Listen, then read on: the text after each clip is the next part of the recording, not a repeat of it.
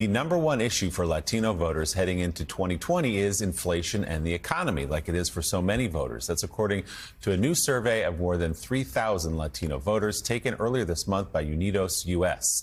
NBC News correspondent and NBC News Now anchor Morgan Bradford got an exclusive look at the early numbers and joins us now to walk through. Morgan, good morning. So what are we seeing? Hey there, Willie. This is really interesting once you get down into the details, because first, this poll makes it very clear just how important jobs and the economy are to Latino voters. So you can see here, if you look at this graph, 54% of Latinos ranked inflation and the rising cost of living as their top three issues. That outranks things like health care, crime, even immigration. And when you ask sort of which party they believe would be best at actually addressing all of these top issues, more than a third of Latinos say that Democrats would be best at handling those issues. But interestingly, only 47% of voters approve of the job that President Joe Biden is doing currently in the White House, which is a 17% drop in approval if you look at that number just from last year. And then finally, this is really interesting, Willie, if the election were held today, a majority of Latino voters, 51%, if you look at this graphic,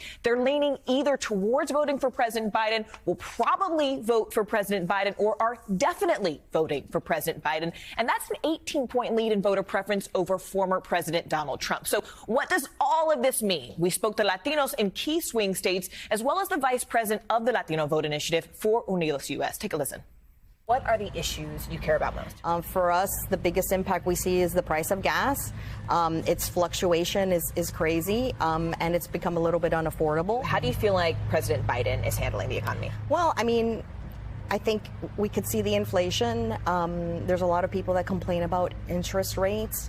When the economy is not doing great, when you support small businesses, you help the local communities also. And I haven't seen that with Biden. If you just had to list your top three issues, what would they be? You know, gun violence, climate change, and abortion rights. But the economy isn't sort of your number one issue. Well, not for me personally, because I think that I'm very focused on the social issues. You know, really, neither one of them deserve my vote. I almost feel like I should go some other route. Maybe somebody else will come up. Ultimately, Hispanic voters are sending a wake-up call to both parties. To Democrats, the good news is that Hispanics see a lot of alignment in terms of their values with Democratic positions. But here, it is important to note that Democrats need to do a better job connecting with these voters on economic issues, and that they cannot rest in their laurels.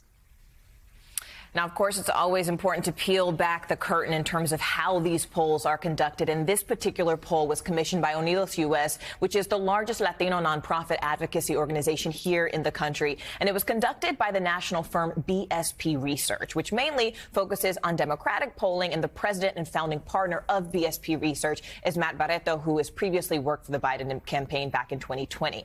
Now, of course, all of this matters because 34.5 million Hispanic Americans will be eligible to vote in the 2024 election, meaning Latinos are still the fastest growing racial or ethnic voting bloc. So interesting. And Morgan, the national numbers are fascinating, but really these races, as we talk about every day, are going to be decided in a few swing states. So what do the numbers look like there? I'll tell you what's really interesting. They actually looked at 7 key states that were expected to play a big role in the 2024 election. And for a majority of Latino voters in 6 of those states, if you look there on the graph on your screen, Biden would be the candidate they're most likely voting for. And the only state where Biden falls behind Trump is in Florida, where just 39% of Latinos say they plan to support the current president's reelection. But if you look at comparison, our NBC News exit polls actually show Biden got 53% of Latino voters back in 2020. So it's kind of interesting to look at those hypothetical matchups there. So, Jen, let's look at these numbers from your old job inside a presidential campaign. How would you be feeling if you were the Biden campaign looking at some of this data where you see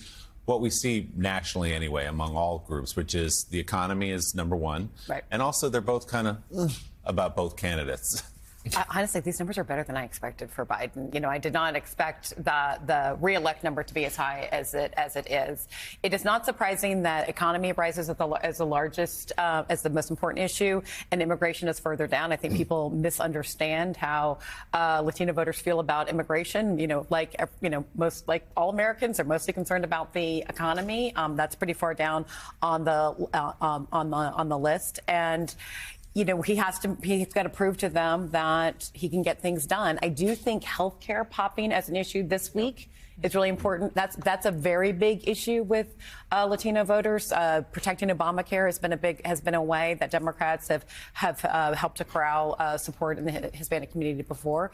It's like a clear way to deal with costs, right? It's like protecting Obamacare and protecting healthcare costs. So the campaign's going to have to continue to find issues like that where they can prove not just Trump's worse, but we've done something to make your life better. We've done something to actually lower costs. So if you're sitting in the West Wing this morning, would you be encouraged looking at these numbers thinking, you know, okay, it's the end of November. Yeah. There's a year to go before next November when people actually vote. The economy is a given in that it's an issue for everyone, Latinos, anybody in this country. The economy is an issue. But the bonus, I would think, if you're in the White House today, is just as you said.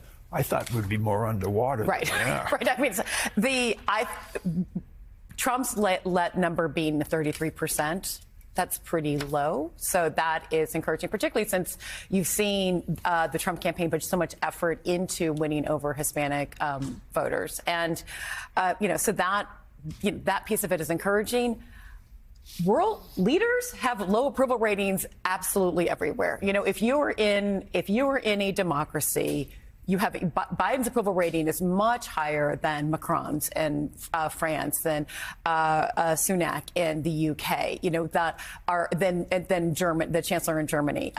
So it is a difficult time to be a leader, but you're like, okay, this is a roadmap. We know what we need to address, what we can build on, and where we have credibility. The fact that these voters think that Democrats are better to deal with inflation, that is, 35%. It's only, it's not a majority, but still there's really good building blocks there. And Morgan, the outlier here, Florida, not really a surprise, right? A state that is growing more and more red in recent cycles, and also where the Republicans' message of linking Democrats to socialism resonates with the particular Latino population that lives there. Exactly, especially when we're looking at Cubans or Venezuelans. So it's also interesting there in Florida. If you look at that hypothetical matchup, Biden actually beats Trump by 18 points. But if Ron DeSantis were actually to be on the ballot tomorrow, he loses by about 28 points. So the delta is actually pretty different there. But I think, kind of to your point earlier, there's also a misunderstanding about who Latino voters are, right? There's this assumption that this close tie, for example, with Catholicism would make them not want to protect certain abortion rights. But if you look at polling there, 70% of Latino voters want to protect